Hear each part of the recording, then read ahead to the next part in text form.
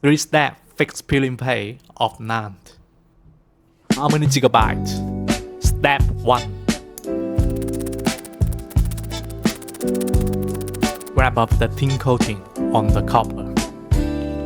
If you don't remove the tin clearly when applying solder paste, something wrong.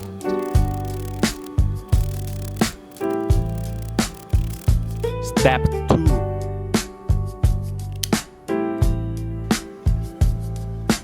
You must make UV mask thin and no air inside.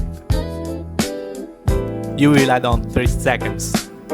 Turn over the NAND and cure the UV mask to make demolding easier. Clean the residual UV mask. How does it look? When scrapping, I found 3 broken solder pads. Let's fix it.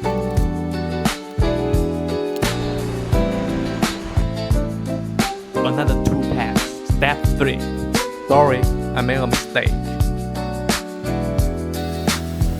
Do you know why the solder joint is pure? Residual UV mask on the solder pads.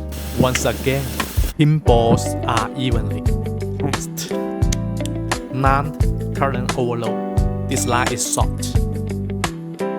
This one is normal. 1 TB broken, 1000 IMBR.